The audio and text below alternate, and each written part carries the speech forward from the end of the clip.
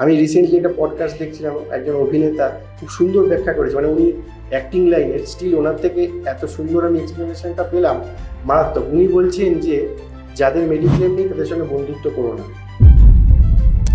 যেটা মনে রাখা উচিত সেটা হচ্ছে আননেসেসারি ইএমআই বাড়ছে না তো, কারণ কেউ মনে করছে যে 1,000 টাকা মাসে কোনো ব্যাপার না, এরকম যখন 3-4 মাসে সে 3-4টে করে ফেলছে, 5,000, 7,000, 10,000 ইএমআইতে পৌঁছাতে বেশি সময় লাগে না, সেটা একটা বার্ডেন হয়ে যায়। এবং ক্রেডিট কার্ডের ইউজটা বুঝে শুনে করা উচিত। তো আমরা এটা সবাইকে বলি যে আননেসেসারি ইএমআই করবেন না, এটার থেকে বিরত থাকুন।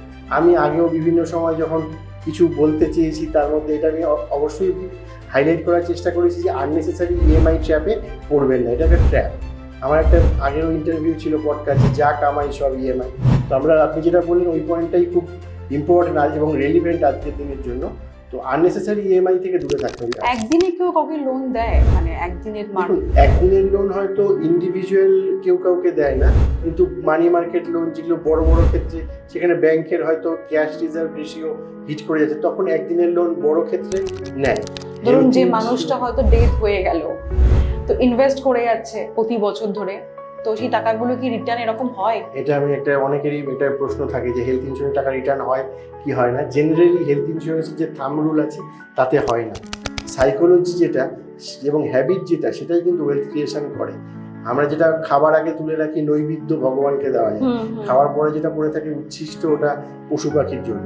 সেরকমই আমার সমস্ত খরচা, সমস্ত কিছু বাদ দিয়ে উচ্ছিষ্টের মতো কোনো মাসে যদি কিছু আমি জমাতে পারলাম, কোনো মাসে পারলাম না, তো সেই ক্ষেত্রে আমার একটা ভালো টাকা জমবে এবং আমি লাইফস্টাইলটা সেম মেনটেন করতে পারবো, এটা এক্সপেক্টেড নয়।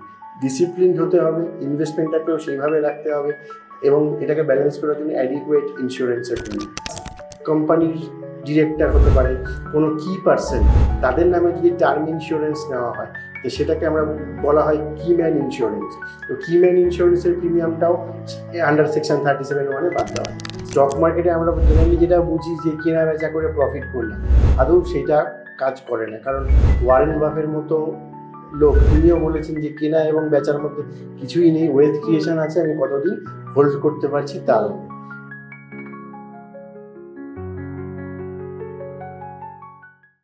নমস্কার, আমি ওয়েন্দ্রিলা, সবাইকে স্বাগত জানিয়ে শুরু করছি টকবক উইথ ওয়েন্দ্রিলার একটা আনাদার এপিসোড। আজকের এপিসোডটা একটু আলাদা, কারণ আজকে আমরা জানি যে বর্তমান পরিস্থিতি অনুযায়ী আমরা অর্থনৈতিক দিক থেকে খুব সোচ্চার হয়ে উঠি, এবং সেটার জন্য ধরুন ব্যাংক লোন বা কেউ হয়তো গাড়ির লোন নিল বা ইএমআই, এইগুলোকে জানার জন্য ফাইন্যান্সিয়াল প্ল্যানার বা ফাইন্যান্সিয়াল অ্যাডভাইজারের প্রয়োজন হয়। আজকে কে আছে আমার সাথে? আজকে হচ্ছে জয়ন্ত চৌধুরী, যিনি কিন্তু জয়ন্ত ফাইন্যান্স কর্নারের কর্ণধার। নমস্কার জয়ন্ত দা, স্বাগত। কেমন আছেন আজ? খুব ভালো, এসে খুব ভালো লাগছে। Thank you. আর আপনার সম্বন্ধে যদি একটু দর্শকদের বলেন। ওকে, অ্যাকচুয়ালি আমার বিজনেসটা হচ্ছে ফাইন্যান্সিয়াল প্ল্যানিং। এই বিষয়টা নিয়ে অনেকেরই অনেক ধারণা রয়েছে, যেরকম ভ্রান্ত ধারণা বা ইম্পর্টেন্সটা কতটা, সেটা নিয়ে আমরা যেটা কাজ করে থাকি সেটা হচ্ছে একজন মানুষের ইনকাম যেরকম আছে তার ইনকামের সাথে তার এক্সপেন্ডিচারও রয়েছে, এবং সব এক্সপেন্ডিচার আজকে করে ফেললেই হবে না, এটাও আমরা জানি। ভবিষ্যতের জন্য আমাদের কিছু রাখা প্রয়োজন।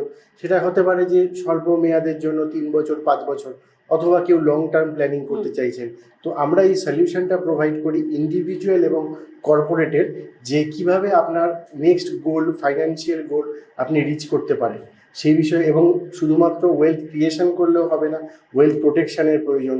আজকে ধরে নিলাম আমি প্রচুর টাকা ব্যাংকে এফডি করেছি, আমার সঞ্চয় করেছি ইনকাম থেকে বাঁচিয়ে, কিন্তু একটা হঠাৎ যদি হসপিটালাইজেশন ঘটে, ওই এফডিটা ভাঙতে বেশিক্ষণ সময় লাগবে।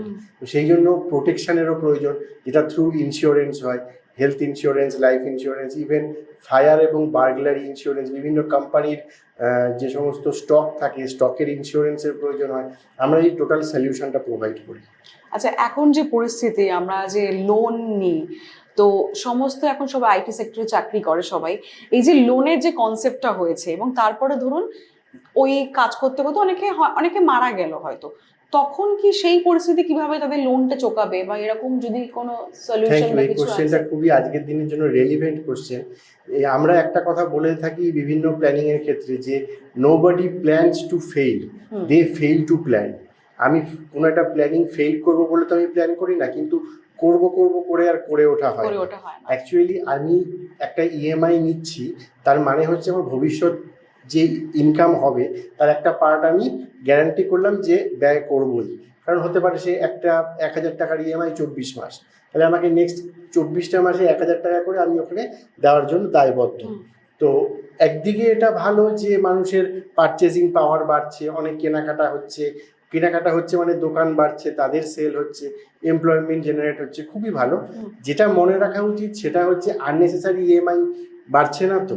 কারণ কেউ মনে করছে যে 1,000 টাকা মাসে কোনো ব্যাপার না, এরকম যখন 3-4 মাসে সে 3-4টে করে ফেলছে, 5,000, 7,000, 10,000 ইএমআইতে পৌঁছাতে বেশি সময় লাগে না, সেটা একটা বার্ডেন হয়ে যায়। এবং ক্রেডিট কার্ডের ইউজটা বুঝে শুনে করা উচিত। তো আমরা এটা সবাইকে বলি যে আননেসেসারি ইএমআই করবেন না, এটার থেকে বিরত থাকুন। আমি আগেও বিভিন্ন সময় যখন কিছু বলতে চেয়েছি তার মধ্যে এটা আমি অবশ্যই হাইলাইট করার চেষ্টা করেছি যে আননেসেসারি ইএমআই ট্র্যাপে পড়বেন না, এটা একটা ট্র্যাপ। আমার একটা আগেরও ইন্টারভিউ ছিল পডকাস্টে, যা কামাই সব ইএমআই। তো আপনি যেটা বললেন ওই পয়েন্টটাই খুব ইম্পর্টেন্ট এবং রেলিভেন্ট আজকের দিনের জন্য। তো আননেসেসারি ইএমআই থেকে দূরে থাকতে হবে। ইএমআই ঠিক আছে, একটা প্রয়োজন, নিতেই হবে, সকলেরই আছে, এটা যেন আমার ক্যাপাসিটির বাইরে না চলে যায়, এটা সবসময় ভেবে নিতে হয়।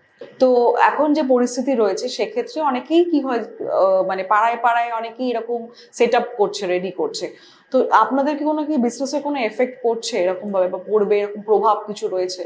দেখুন, আমরা as a financial planner always বলি যে আপনারা প্রত্যেকে ইনভেস্টমেন্ট যখন করবেন সেটা কতটা অথেন্টিক দেখে নেবেন, এবং কিছুটা আমাদের কাজ লোকের কাছে পৌঁছে দেওয়া কোন কোন জিনিসটা অথেন্টিক।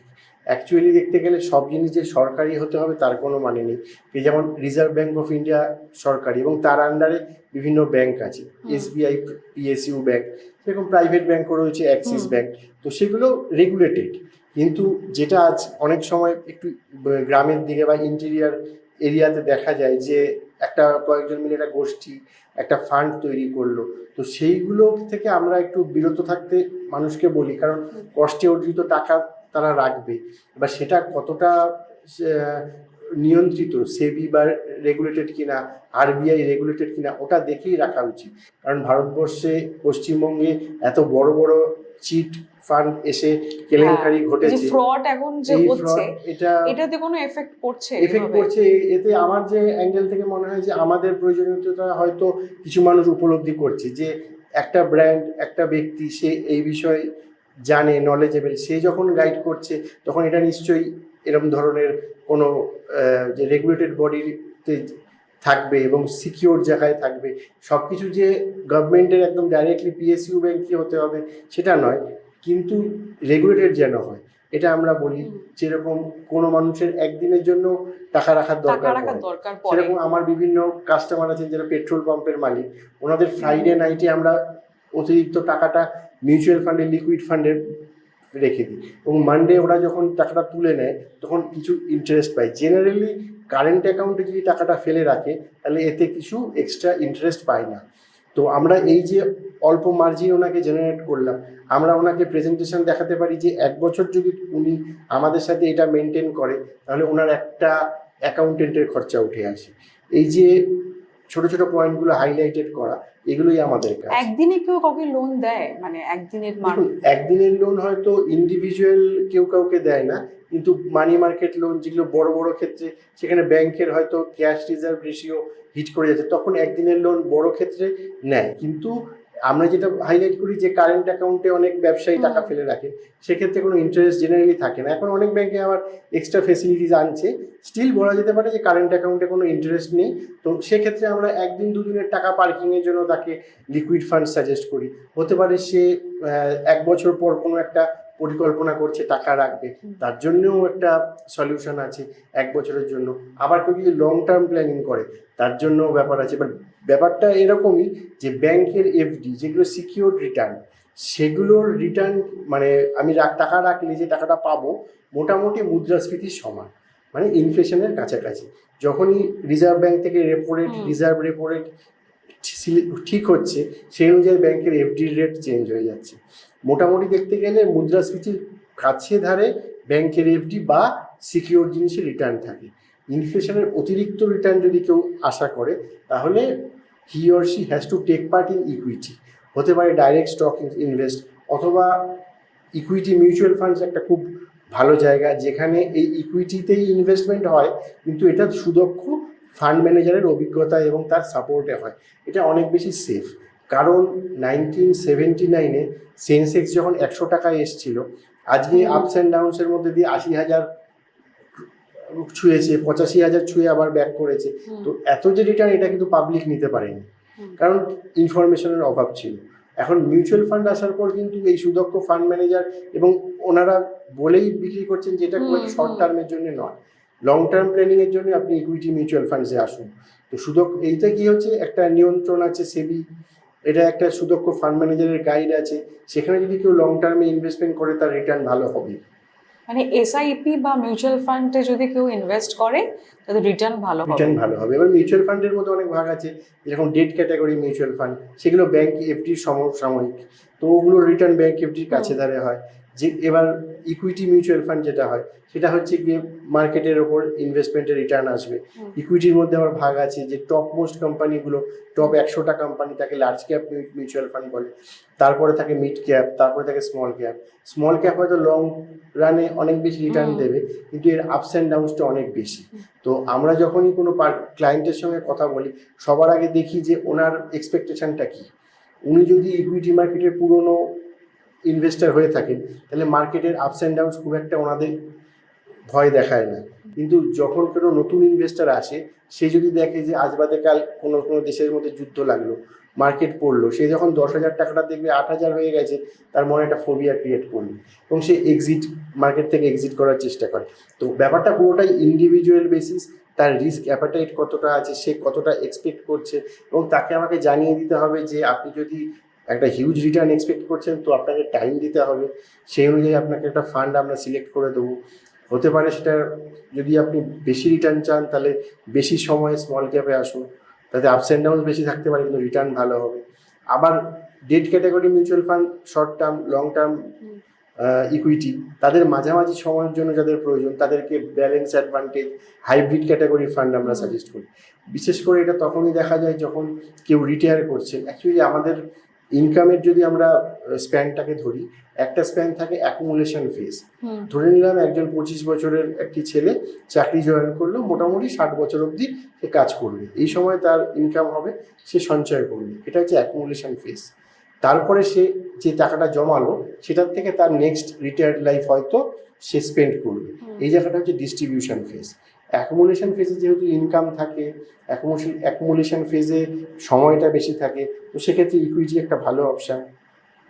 কিন্তু ডিস্ট্রিবিউশন ফেজে যখন সে চলে যাচ্ছে, তখন তার একটু সেফ ক্যাটাগরি হলে বেটার হয়। সেক্ষেত্রে আমরা তাদের হাইব্রিড ক্যাটাগরি বা বিভিন্ন রকম যে বিভিন্ন অ্যাসেট ক্লাস কম্বাইন্ড, খুব প্রচলিত এখন মাল্টি অ্যাসেট অ্যালোকেশন বলা হয়, সেটা আমরা দিয়ে থাকি। তখন কী হয়, একটা রেগুলার ইনকাম তার প্রয়োজন হয়। কিন্তু আমরা সবসময় বলি যে গাড়ির অ্যাক্সিলেটার যেটা স্পিড বাড়াচ্ছে, সেটা যদি ওয়েলথ ক্রিয়েশন হয়, তো প্রোটেকশন হচ্ছে ব্রেক। গাড়িতে অ্যাক্সিলারেটর শুধু রাখলে হবে না, ব্রেকও রাখতে হবে। আমি এরকমও দেখেছি, একদিনের মধ্যে একজনের সঞ্চিত অর্থ আরেকজনের হাতে চলে গেছে। মানে হঠাৎ একটা অ্যাক্সিডেন্ট ঘটেছে, হসপিটালাইজড হয়েছে, 10 থেকে 15 লাখ টাকা এফডি ভেঙে যাওয়া, মিউচুয়াল ফান্ড উইথড্র হওয়ার কোনো ব্যাপার না। তো অ্যাডিকুয়েট প্রোটেকশন প্রয়োজন, সেটা অনেক সময় হয়তো অনেকে মিস করে যায়। আমরা অনুরোধ করি যে এই ব্যাপারটা এড়িয়ে যাওয়ার মতো নয়, অবশ্যই খেয়াল রাখবে। কারণ হচ্ছে কি, যখন কেউ সুস্থ ব্যক্তি, তখন সে যদি একটা হেলথ ইন্স্যুরেন্স নেয়, তাহলে অনেক কম টাকায় লাগছে। পরে যখন বয়স বেড়ে যাবে, তখন হতে পারে প্রেশার, সুগার, কোমরবিডিটি এসে গেছে, তখন অনেক রকম কমপ্লিকেশন আসে। তখন বলে যে আমরা এই রোগটা কাভার দেবো না, প্রিমিয়াম অন্যদের থেকে বেশি হয়। কারণ হয়তো ক্রিটিক্যাল কিছু হয়ে গেছে, তখন হয়তো মেডিক্লেম বা হেলথ পলিসি হবে। মেডিক্লেমের কথা বলি, মেডিক্লেমের মানে এরকম রিসেন্ট একটা ঘটনা আমি শুনেছি যে মেডিক্লেম যে কোম্পানিগুলো রয়েছে, এগুলো আপনার রিইম্বার্সমেন্ট টাকা দিতে অস্বীকার করছে বিভিন্ন কোনো রিজনের জন্য। তো এই দিকটা আপনারা কি দেখবেন আর কি সেভাবে? অ্যাকচুয়ালি একদমই ঠিক, এটা একটা খুব ভালো প্রশ্ন যে ক্লেম, মেডিক্লেমের বিজনেসটা হচ্ছে ক্লেমের বিজনেস। কারণ লাইফ ইন্স্যুরেন্সই হয়, ডেথ একবারই হয়, কিন্তু হেলথ ইন্স্যুরেন্সে আমরা দেখেছি মাল্টিপল ক্লেম একটা লোকের লাইফ স্প্যানে আসে। এই টাকাগুলো ধরুন যে প্রতি বছর যে দেওয়া হচ্ছে, এই টাকাগুলো কি রিটার্ন পাওয়া যাবে? ধরুন যে মানুষটা হয়তো ডেথ হয়ে গেল, তো ইনভেস্ট করে যাচ্ছে প্রতি বছর ধরে, তো সেই টাকাগুলো কি রিটার্ন এরকম হয়? এটা আমি একটা অনেকেরই এটা প্রশ্ন থাকে যে হেলথ ইন্স্যুরেন্স টাকা রিটার্ন হয় কি হয় না। জেনারেলি হেলথ ইন্স্যুরেন্সের যে থাম্ব রুল আছে তাতে হয় না। কারণ হচ্ছে কি, ধরে নিলাম যে আমার বয়স 35, আমার একটা 10 লাখ টাকার ইন্স্যুরেন্সের জন্য 30,000 টাকা প্রিমিয়াম। সেরকমই আমার মতো আরও বেশ কিছু লোকের এই যে থেকে প্রিমিয়াম নিচ্ছে ওটা নিয়ে একটা ফান্ড তৈরি হয়, সেই টাকাটাই এক্সপেন্স বাদ দিয়ে যেটা হয় ওটা ক্লেমে যায়। তো এখানে কোনো রিটার্নের ব্যাপার নেই। জেনারেলি যেটা হয় 24 ঘন্টা হসপিটালাইজেশন, সেটাকে আমরা যখন দেখলাম হয়ে গেছে তখন ক্লেম পাওয়া যায়। আর যেটা মূল বিষয় সেটা হচ্ছে আটমোস্ট গুড ফেথ, এর ওপর ইন্স্যুরেন্স পুরো ডিলটা দাঁড়িয়ে আছে। যে কোনো সময় যখন ক্লেম ডিনাই হয় বা ক্লেম রিজেক্ট হয়ে গেল, এটা কোনো রকম রোগ চেপে দিয়ে করানো, এর ক্ষেত্রে এটাই মেন রিজন হয়। হতে পারে যে বিক্রি করছে সে ডিসক্লোজ করেনি, কোনো ক্ষেত্রে পার্টি বলে যে আমি তো ওষুধ খাচ্ছি বললে হয়তো পলিসিটা হবে না, তো আমি চেপে দিলাম। আমি কাউকে পার্টিকুলারলি দোষ দিচ্ছি না, কিন্তু এই যে সাপ্রেশন অফ ফ্যাক্ট, মেটেরিয়াল ফ্যাক্টের সাপ্রেস, এটা ক্লেম রিজেকশনের অন্যতম কারণ। যখন মানে ইন্স্যুরেন্স পলিসি নিতে গেলে আমরা যেটা বলি যে শিশুর মতো সত্যি কথা বলুন, এতে কোনোভাবে ক্লেম রিজেক্টের জায়গা নেই। কারণ এর অনেক রেগুলেটরি বডি আছে, গ্রিভান্স সেল আছে, ওমবার্সম্যান আছে। হতে পারে কোনো কোম্পানির কাছে হয়তো এই মুহূর্তে ক্লেমটা দেওয়া জাস্টিফাইড মনে হচ্ছে না, তো সে ক্যাশলেস হয়তো অ্যাভয়েড করলো। সেক্ষেত্রে বিল সাবমিট করে আমরা রিটার্ন রিইম্বার্সমেন্ট অনেকবার নিয়েছি। তো আমরা এটাই বলি যে একদম পরিষ্কারভাবে ডিসক্লোজ করুন যে ফ্যাক্টগুলো আছে। কোনো রোগ থাকলে, কোনো মেডিসিন চললে, রিসেন্ট কোনো হসপিটালাইজেশন, অপারেশন যদি থাকে, এটা বলতেই হবে। এটা না বলাটাই হচ্ছে গিয়ে ক্লেম রিজেকশনের অন্যতম কারণ।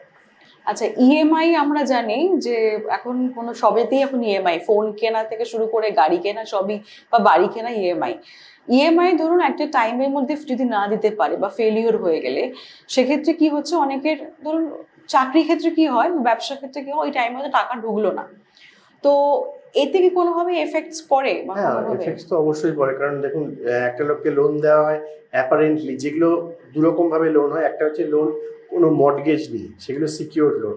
হতে পারে আমার একটা 50 লক্ষ টাকার বাড়ি আছে, তার এগেনস্টে আমি 30 লক্ষ টাকা লোন নিলাম, এটা একরকম জিনিস। আরেকটা থাকে আনসিকিউরড লোন, যে আমার ব্যাংকের ট্রানজ্যাকশান, আমার সিবিল স্কোর, সেই দেখে ব্যাংক আমাকে লোন দিচ্ছে, কোনো মর্টগেজ নিচ্ছে না।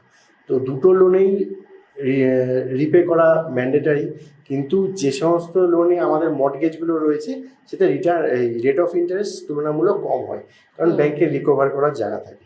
কিন্তু যেগুলো আনসিকিউরড লোন, ক্রেডিট কার্ডের এগেনস্টে ইএমআই, এগুলোতে কি হয়, কোনো সিকিউর থাকে না, কিন্তু রেট অফ ইন্টারেস্টটা বেশি থাকে। দিতে না পারলে অবশ্যই সমস্যা হয়। 90 দিনের পর থেকে এগুলো ব্যাংক চাইলে নন পারফর্মিং অ্যাসেট এনপিএ বলে ঘোষণা করতে পারে। এবং যখন আমরা দেখি যে লোন রিকভার হচ্ছে না, তখন ব্যাংক অনেক সময় লোক পাঠায়। এরকমও রিপোর্ট গেছে যে ব্যাংকের লোক এসে ভালো ব্যবহার করেনি। যদিও আরবিআই এখন অনেক রকম রুলস অ্যান্ড রেগুলেশন করেছে যে সন্ধ্যেবেলা, রাত্রির দিকে ক্লায়েন্টকে ডিস্টার্ব করা যাবে না, হোক সে লোন দিতে পারুক বা না পারুক। স্টিল এটা একটা সমস্যা যে লোন দিতে না পারলে সমস্যার সম্মুখীন তো হতেই হবে। এই জন্য আমরা একটা জিনিস লোককে বলি যে আপনার তো এক্সপেন্স অনেক চলছে, এক ইএমআই ফিউচারকে নিয়ে। আমি যদি একটা ব্যাংকের রেকারিং ডিপোজিটই করলাম, অথবা একটা এসআইপি শুরু করলাম, সেটা একটা এক্সপেন্সের মতো প্রত্যেক মাসে যদি কেটে যায়, এটা একটা খুব সুন্দর সিস্টেমে একটা ওয়েলথ ক্রিয়েশনের রাস্তা। কারণ সাইকোলজি যেটা এবং হ্যাবিট যেটা, সেটাই কিন্তু ওয়েলথ ক্রিয়েশন করে। আমরা যেটা খাবার আগে তুলে রাখি নৈবেদ্য ভগবানকে দেওয়া যায়, খাওয়ার পরে যেটা পড়ে থাকে উচ্ছিষ্ট, ওটা পশু পাখির জন্য। সেরকমই আমার সমস্ত খরচা, সমস্ত কিছু বাদ দিয়ে উচ্ছিষ্টের মতো কোনো মাসে যদি কিছু আমি জমাতে পারলাম, কোনো মাসে পারলাম না, তো সেই ক্ষেত্রে আমার একটা ভালো টাকা জমবে এবং আমি লাইফস্টাইলটা সেম মেনটেন করতে পারবো, এটা এক্সপেক্টেড নয়।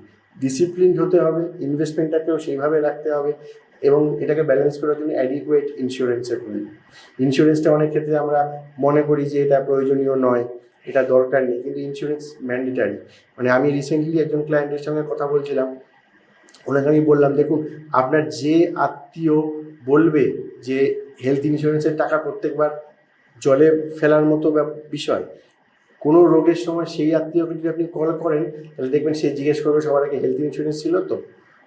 আমি রিসেন্টলি একটা পডকাস্ট দেখছিলাম, একজন অভিনেতা খুব সুন্দর ব্যাখ্যা করেছে, মানে উনি অ্যাক্টিং লাইনের, স্টিল ওনার থেকে এত সুন্দর আমি এক্সপ্লেনেশনটা পেলাম, মারাত্মক। উনি বলছেন যে যাদের মেডিক্লেম নেই তাদের সঙ্গে বন্ধুত্ব করো না, বলছে বন্ধু যখন বিপদে পড়ে তোমাকে ফোন করবে, তোমার মনে হবে যে আমি টাকাটা কোত্থেকে দেবো। তাই তার মেডিক্লেম আছে নাকি সেটাকে জেনে নাও, তারপরে বন্ধুত্ব করো। তাহলে মেডিক্লেম থাকলে তোমাকে টাকা দিতে হবে না। আর এরকম বন্ধুত্ব করো না যে সে বিপদে পড়েছে, ফোন করছে আমি তুলবো না, ফোন তুললেই বলবে যে হাসপাতাল থেকে ছাড়ানোর জন্য 2 লাখ টাকা লাগবে, ব্যবস্থা করো। তো সেটাই আর কি বিষয়, যে মেডিক্লেমটা একটা ম্যান্ডেটারি বিষয়। গাড়ির ক্ষেত্রে আমরা দেখি একটা ভেহিকেল কেউ কিনলো, রাস্তায় আটকাবে পুলিশ যদি ইন্স্যুরেন্স না থাকে। কিন্তু যে সমস্ত দেশ একটু লেস ডেভেলপ, সেই দেশে ইন্স্যুরেন্স ম্যান্ডেটারি এখনো হয়নি, সেক্ষেত্রে পুলিশ ধরার বিষয় নয়। তাহলে ব্যাপারটা এরকম হলো যে সোনার ডিম দেওয়া মুরগি, ডিমগুলো ইনশিওর, গাড়ি বাড়ি এগুলো, যে মুরগিটা সোনার ডিম দিচ্ছে সেই মুরগিটার ইন্স্যুরেন্সটা ম্যান্ডেটারি নয়, অপশনাল। তো সেই জায়গাটা দিয়ে আমরা কাজ করার চেষ্টা করি যে অ্যাটলিস্ট অ্যাডিকুয়েট ইন্স্যুরেন্স রাখুন, হেলথ ইন্স্যুরেন্স রাখুন। কারণ মৃত্যু হয়তো একবার হয়, কিন্তু হসপিটালাইজেশন অনেকবার হওয়ার সম্ভাবনা থাকে। তো এটা আমরা সবসময় হাইলাইট করার চেষ্টা করি। এখন যে ভুয়ো বা ফ্রড, যেটা আমি আগেই বলছিলাম, যে এত বেশি, ধরুন ফোন করলো আপনাকে, ফোন করে বললো যে আপনার আপনি যদি এই স্কিমটা করেন তাহলে আপনার এত টাকা দিলে আপনার এত টাকা লাভ হবে, এবং তারপরে দেখা যাচ্ছে সেখান থেকে ব্যাংক থেকে টাকা আপনার গায়েব হয়ে যাচ্ছে। তো এইটা যেহেতু আপনার নিজস্ব কোম্পানি রয়েছে, তো এরকম তো এখন ফ্রডে ভর্তি গেছে, মানে একদম। ভুয়ো জিনিসটা বেশি হচ্ছে। তো এক্ষেত্রে কোনো এফেক্ট বা কিছু বা মানুষের মধ্যে তো কেন ইনভেস্ট করবে, কেন মিউচুয়াল ফান্ড করবে, তো যেখানে সরকারি জিনিস রয়েছে থাকা সত্ত্বেও, সেটাই তো এক্ষেত্রে আপনার বিজনেসের কোনো সমস্যা? আমার মনে হয় এই অ্যাঙ্গেল থেকে আমাদের একটু মানে পজিটিভিটি আমরা দেখতে পাচ্ছি। যেটা একটা ফোন কল, জাস্ট একটা মানে পরিচিতি নেই, র্যান্ডামলি কোল্ড কলিং, তাতে লোকে যদি প্রতারিত হয়, তাহলে যারা রেপুটেড বিজনেস করছে, ক্লায়েন্ট বেস আছে, যেরকম আমরা সবসময় ক্লায়েন্ট বেস বাড়ানোর ক্ষেত্রে একটা জিনিস প্রেফার করি, সেটা হচ্ছে ওয়ার্ড অফ মাউথ। আমার ক্লায়েন্ট যখন আমার কথা ভালো 5 জায়গায় বলবে, সেখান থেকে আমি ক্লায়েন্ট বেস পাবো, যেটা একটা ফোন কলের মাধ্যমে আসা বিষয় সেটার থেকে অনেকটাই আলাদা। তো যেহেতু এই ধরনের ফ্রড অনেক কিছু হয়েছে, সেক্ষেত্রে মানুষ আমাদের মতো লোককে ফেভার করছে বেশি। অ্যাকচুয়ালি আমি এই বিজনেসের সেকেন্ড জেনারেশন। আমার বাবা এই বিজনেস মোটামুটি এইগুলোতেই ছিলেন। তো এরকমও অনেক ক্লায়েন্ট আছে যার, আমার বাবা হয়তো তার বাবাকে বিভিন্ন ইনভেস্টমেন্ট করিয়েছিলেন, তাদের ছেলেরা এখন হয়তো আমার ক্লায়েন্ট, এরকম সেভারেল রয়েছে। তো এই যে রিলেশনটা, এটা অনেকটাই লং টার্ম। আমরা একটা 15 বছরের প্ল্যানিংকে বলি লং টার্ম, হয়তো এরকম 15 বছরের দুটো প্ল্যান ম্যাচিওর করে গেছে, তারপরেও আমাদের তাদের সঙ্গে কাজ হচ্ছে। এটা মানে লং টার্ম বলতে গেলে অনেকটাই লং টার্ম। তো সেক্ষেত্রে যে আমাদের লাইভ টেস্টিমোনিয়াল, বিভিন্ন আমার পার্সোনাল ওয়েবসাইটে বেশ কিছু আমার কাছের ক্লায়েন্ট আছেন যারা আমার পরিষেবা কিরকম সেটা বলছেন। তো এটা অনেকটাই ওই উড়োফোন, কোল্ড কলিং, আপনি একটা ইনভেস্ট করুন, এগুলোর থেকে আমাদের আলাদা করে দেয়। এটা আমাদের ক্ষেত্রে একটা পজিটিভিটি যে আমরা একটা বড় ক্লায়েন্ট বেসে কাজ করি, আমাদের ইন্ডিভিজুয়াল কর্পোরেট তারা ক্লায়েন্ট হিসাবে রয়েছেন এবং তারা কন্টিনিউয়াসলি আমাদের রেকমেন্ড করে চলেছেন ভালো সার্ভিসের জন্য, পেয়েছেন বলে। ওকে, আমরা জানি যে আমরা সিজিএসটি বা জিএসটি যে ট্যাক্স দিই, তারপরেও সার্ভিস ট্যাক্স সমস্ত কোম্পানিতে এবং রেস্টুরেন্টে নেওয়া হয়। তো এই ক্ষেত্রে কি মনে হয় service tax is a mandatory for everywhere actually? Taxation সিস্টেমটা এমন যে গভর্নমেন্টের তো যে বিভিন্ন সাপোর্ট, রোড হতে পারে কি, যে সমস্ত যারা একটু না, সার্ভিস ট্যাক্স কি ম্যান্ডেটরি? যেখানে আমি সিজিএসটি বা এসজিএসটি দিচ্ছি, সেখানে কি সার্ভিস ট্যাক্স দেওয়াটা কি ম্যান্ডেটরি? ম্যান্ডেটরি। গভর্নমেন্ট যদি মনে করে তার রেভিনিউ জেনারেট করতে হবে, গভর্নমেন্টের তো রেভিনিউ জেনারেট করার ট্যাক্স ছাড়া আর কোনো উপায় নেই। আমাদের যত বেশি ফেসিলিটি গভর্নমেন্ট দেবে, তো আগামী দিনে ট্যাক্সেশন আছে। কিন্তু সেক্ষেত্রে কি হয়, বিভিন্ন ট্যাক্সেশনের সুবিধাও আছে, যেরকম ট্যাক্স ওয়েভ করা যায় এবং লিগেলি ইন্ডিভিজুয়ালি পুরো ট্যাক্সেশন যে সিস্টেম, দুটো ভাগে এখন বিভক্ত। একটা ওল্ড ট্যাক্স রিজাইন, একটা নিউ ট্যাক্স রিজাইন। ওল্ডে যেরকম 1.5 লাখ টাকা অবধি 80C বেনিফিট থাকতো, এবং 80Dতে মেডিক্লেম বেনিফিট 25,000 টাকা, 25,000 নিজেদের জন্য 80D, এবং ডিপেন্ডেন্ট প্যারেন্ট যদি হয়, মানে প্যারেন্টস বা প্যারেন্টস ইন লস, তো সেক্ষেত্রে সিনিয়র সিটিজেন হলে অ্যাডিশনাল 50,000। তো ট্যাক্স বাঁচানোরও অনেক জায়গা আছে, যেরকম 80Dতেই চাইলে কেউ 75,000 ট্যাক্স বাঁচাতে পারে। সেরকম 80C ক্যাটাগরিতে post office, insurance, child education, এক্ষেত্রে 1.5 লাখ টাকা বাঁচানোর জায়গা থাকে। তো নিউ ট্যাক্সে যে আমি অ্যাজ সেরকম কিছু নেই। ওল্ড ট্যাক্সে যে আমি হাউস লোন, ওটাও একটা ব্যাপার ছিল। তো কর্পোরেটের ক্ষেত্রে আমরা বেশ কিছু কাজ করি, সেটা কর্পোরেটের যে কর্পোরেট ট্যাক্স থাকে সেটাও তাদের কাছে একটা বার্ডেন। আমরা তাদেরকে সবসময় বলি যে আপনারা একটা প্রভিশন করতে পারেন অ্যাজ আ ডিরেক্টর কিছু, যে এমপ্লয়ি স্কিমের মাধ্যমে। কারণ কোম্পানির যে মেইন ব্যথার জায়গা, পেইন পয়েন্ট, সেটা হচ্ছে কোম্পানির খাতায় যে টাকাটা আছে ওটা দিয়ে পার্সোনাল ওয়েলথ ক্রিয়েট করা যায় না, ডাইরেক্টলি আনতে পারবে না। এটার দুটো অপশান রয়েছে, একটা স্যালারি, একটা ডিভিডেন্ড। স্যালারি এবং ডিভিডেন্ড দুটোই হাইলি ট্যাক্সেবল। তো এক্ষেত্রে কী হয়, স্যালারিটা না বাড়িয়ে কোম্পানির ডিরেক্টর চাইলে তার নিজের নামে একটা ইন্স্যুরেন্স প্ল্যান নিতে পারে। সে যে প্রিমিয়ামটা দিচ্ছে সেটা এক্সপেন্সের খাতাতেই দেখাবে, এবং তাতে কী হবে, এক্সপেন্স বাড়লে প্রফিট মার্জিন কমবে, এই প্রফিটের ওপর হয় ট্যাক্স। তো সেক্ষেত্রে এটা একটা সুবিধা যে আন্ডার সেকশন 37/1 ট্যাক্স কোম্পানি চাইলে বাঁচাতে পারে। প্লাস কোম্পানির ডিরেক্টর হতে পারে, কোনো কি পার্সন, তাদের নামে যদি টার্ম ইন্স্যুরেন্স নেওয়া হয় তো সেটাকে আমরা বলা হয় কি ম্যান ইন্স্যুরেন্স। তো কি ম্যান ইন্স্যুরেন্সের প্রিমিয়ামটাও আন্ডার সেকশন 37/1 বাদ দেওয়া যায়। তো ট্যাক্সেশনের বিভিন্ন ওয়েব করার জায়গা রয়েছে।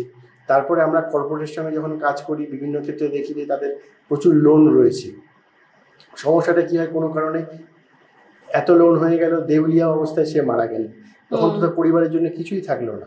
তো ইন্স্যুরেন্স পলিসিতে একটা অপশান আছে যেখানে একটা অ্যাডিশনাল ফর্ম দিলে ওটা আন্ডার MWP অ্যাক্ট চলে আসে, ম্যারিড ওমেন্স প্রপার্টি অ্যাক্ট। তখন কি হয়, এই ইন্স্যুরেন্সের যে টাকাটা পাচ্ছে এটা 100% নন অ্যাটাচেবল হয়। তো ব্যাংক বা কোনো অর্গানাইজেশন জেনারেলি এটাকে প্রুভ করতে পারে না, অ্যাটাচও করতে পারে না। তো এই ধরনের বিভিন্ন অ্যাঙ্গেল আছে যেগুলোতে আমরা কাজ করে চলেছি।